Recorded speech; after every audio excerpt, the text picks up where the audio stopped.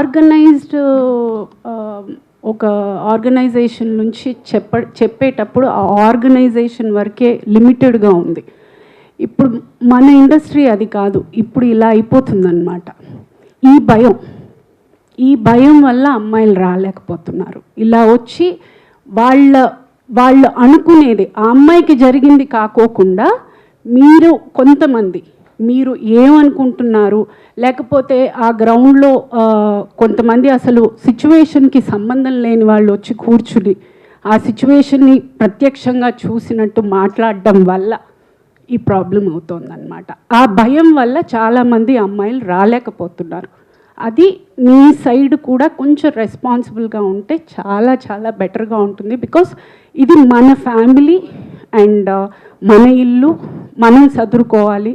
మన పిల్లలకి, మన ముందు రాబోయే పిల్లలకి ఒక మంచి ఎన్వైరన్మెంట్, ఒక మంచి ప్రొఫెషన్గా ఉండాలని మనం అందరం కలిసికట్టుగా మనం వర్క్ చేయాలని నా విన్నపం. ప్లీజ్.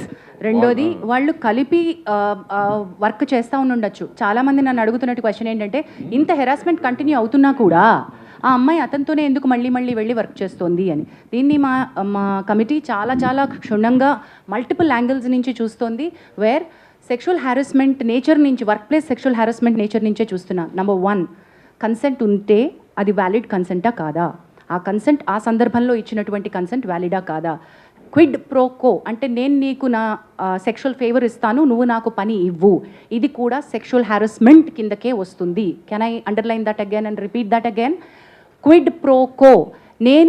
నువ్వు సెక్షువల్ ఫేవర్ నన్ను అడిగావు, నాకు పని ఇస్తాను అని, కానీ నేను నీకు సెక్షువల్ ఫేవర్ ఇచ్చాను, కానీ ఆ పని పూర్తయిన తర్వాత నాకు రావాల్సినటువంటి బెనిఫిట్ నాకు రానప్పుడు నేను నీకు ఇచ్చినటువంటి దాన్ని క్వశ్చన్ చేస్తున్నాను. నువ్వు నాకు ఇస్తానో నాకు రాలేదు, మరి నేను నీకు ఫేవర్ ఇచ్చాను కదా ఏంటి అని, రైట్? అది క్విడ్ ప్రోకో. అది కూడా సెక్షువల్ హ్యారస్మెంటే. అలాంటి సందర్భంలో ఆ అమ్మాయి ఇచ్చిన కన్సెంట్, ఈ కేసు అనే కాదు ఏ కేసు అయినా సరే, అలాంటప్పుడు ఇచ్చిన కన్సెంట్ నాట్ వ్యాలిడ్ కన్సెంట్ అని కూడా ఉంటుంది. సో కన్సెంట్కి చుట్టుపక్కల ఉన్నటువంటి వ్యాలిడిటీ గురించి ఈ కమిటీ చాలా చాలా చాలా చాలా లీగల్ పాయింట్స్ తోటి వెళ్తోంది. Because this is not an ఒకటే హ్యారస్మెంట్ కేసు కాదు, ఇందులో మల్టిపుల్ కోణాలు ఉన్నాయి. డొమెస్టిక్ ఇష్యూస్ ఉన్నాయి, అఫేర్ అని ఉంది, ఆల్సో ఎందుకు ఆ అమ్మాయి ఇన్నాళ్ల నుంచి వర్క్ చేస్తున్నా కూడా ఎందుకు చెప్పుకోలేకపోయింది అని ఉంది. సో రకరకాల అలిగేషన్స్ ఉన్నాయి, వీటన్నిటినీ కూడా మనం చూస్తున్నాం.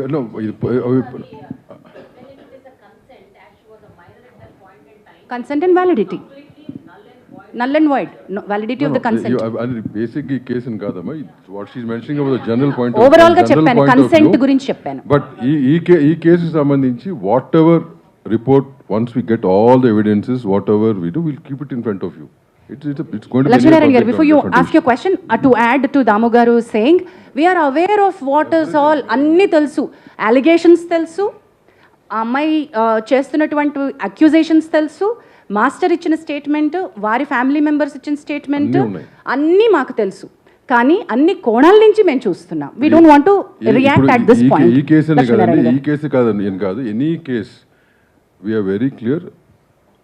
We listen with a very neutral mind to both the people. We're not biased at this point. Biased at all. ఈ కేసు అని కాదు, ఏ కేసు అయినా అట్టగే చూడబడుతుంది.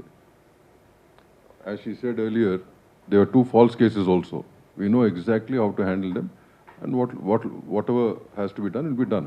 And one case is still pending. Akkada emi false case lo. Lakshmi Narayan garu question aduguta unnaru.